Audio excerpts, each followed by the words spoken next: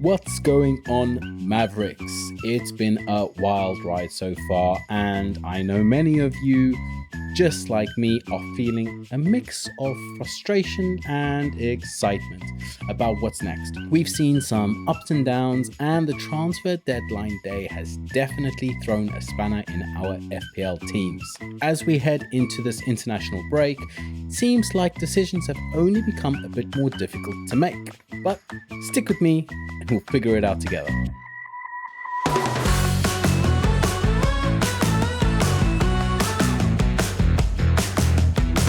First, we start with a recap of my game week 3, where I played my free hit chip. It felt like a challenging week for many FPL managers out there.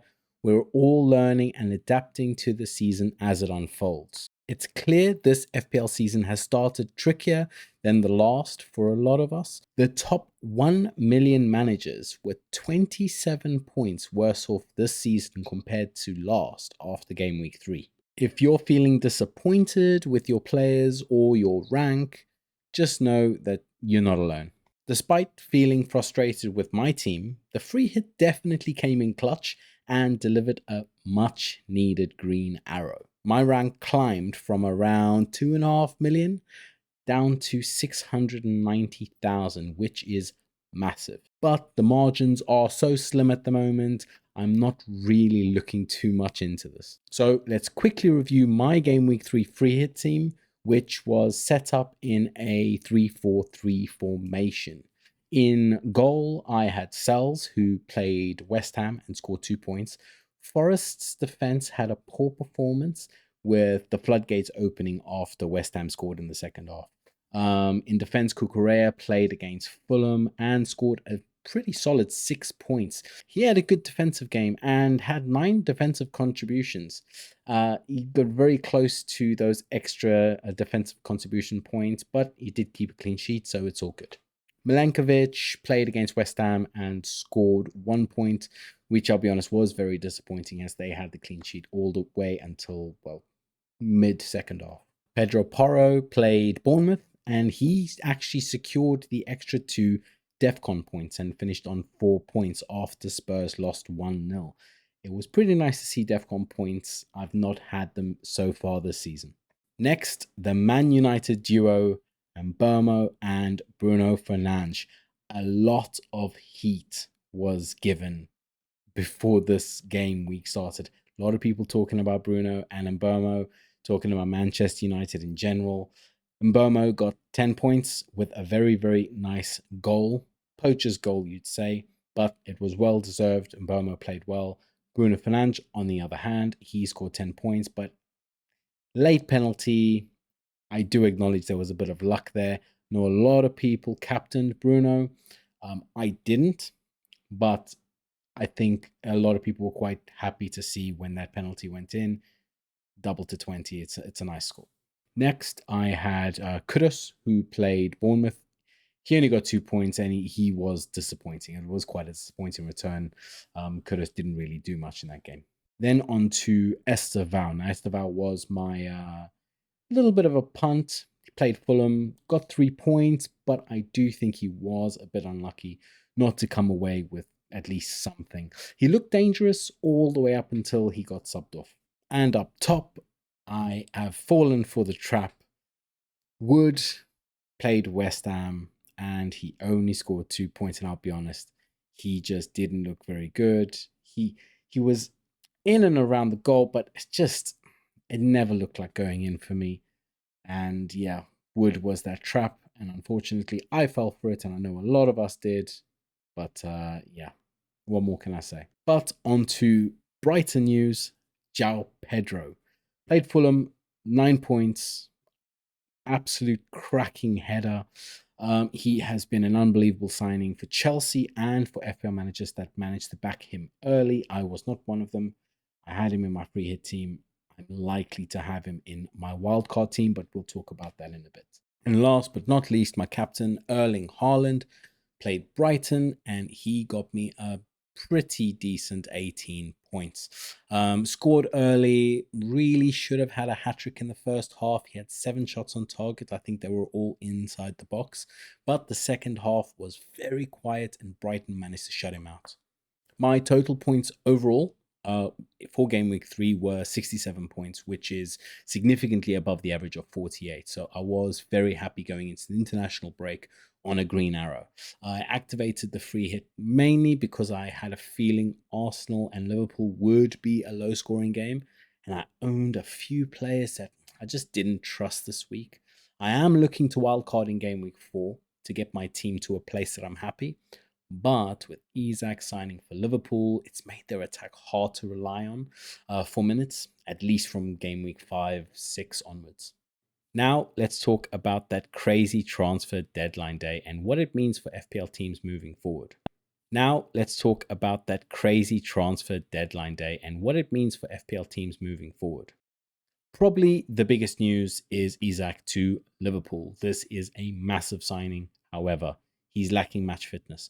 So there's a strong sentiment around the community that he might not be an immediate starter for game week 4. And I'll be honest, I do believe that he's not going to necessarily start in game week 4. His arrival immediately raises questions about minutes for players like Gakpo and Ekitike. So we have to keep an eye on that. Game week 4, I don't think he'll play necessarily, but from 5, 6, he's definitely going to get integrated into the team. Next, Wieser signing for Newcastle.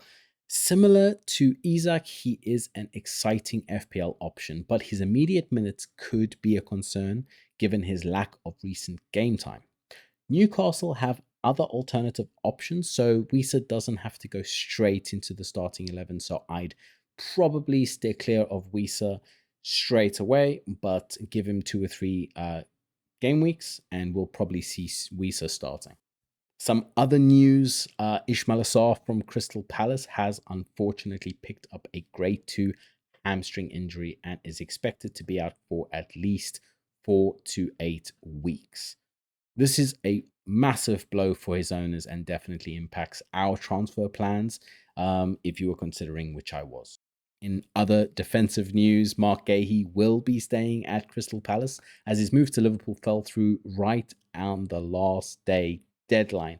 This is, well, fantastic news for Palace's defense, which is looked incredibly solid. For those of us with Palace defenders, this only strengthens their appeal, really. Guehi's price was predicted to rise. For those of us with Palace defenders, this only strengthens their appeal. We also saw Guehi returned to Chelsea from Sunderland.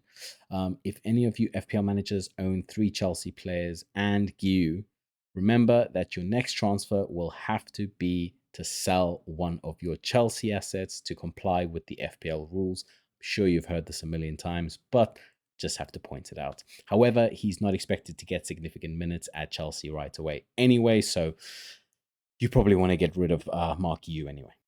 Now that that's over, we can discuss my Game Week 4 wildcard decision. Even with the free hit, my core squad has problems. Ollie Watkins has been incredibly disappointing, with Villa failing to score a single goal this season, which is crazy. While they have promising fixtures against Everton, Sunderland and Burnley, patience is wearing thin for many, and it's a real hold or sell dilemma in the community. I wouldn't necessarily suggest sell, I'd actually say hold, but me personally, I think I'm going to be moving him on and bringing in João Pedro. I also own Saka, who has picked up an injury, and with Isak joining Liverpool, Ekitike's minutes are suddenly up for rotation. De Kuiper's fixtures are not great. Just don't trust Bruno Fernandes long term. My wildcard will likely not include Mohamed Salah, but Haaland is a must. So like and subscribe so you don't miss my wildcard update closer to the deadline. The transfer window's closure brings clarity and new exciting options, as well as new dilemmas.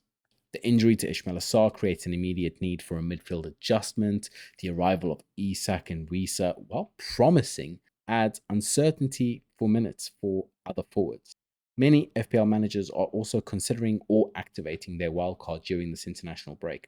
Recent polls showed that 27% of engaged FPL managers are on the wildcard, with another 14% on free hit.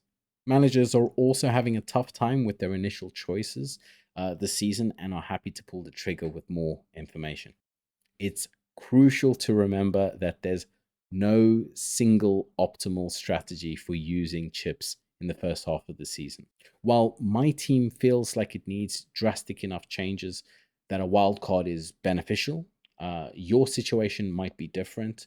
You should back your instincts and go with the decision that works for your team. If your team had a tough start, if the recent transfers have left you with many non-starters or injured players, or if you feel like you need to make many changes, then activating a chip would be the right move for your team.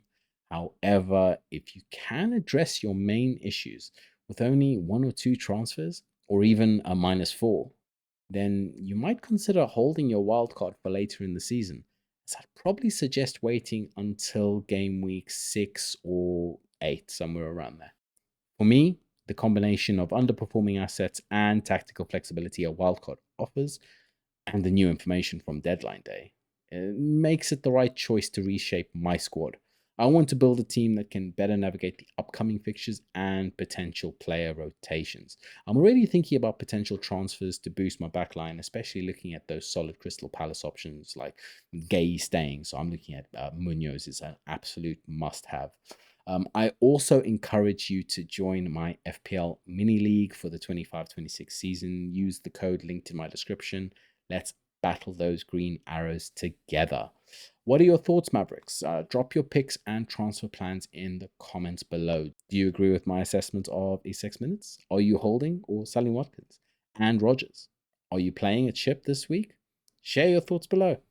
And if you're new around here, or not, don't forget to smash the like button and subscribe to the channel for more FPL insights. I'll be back very soon with my wildcard draft video.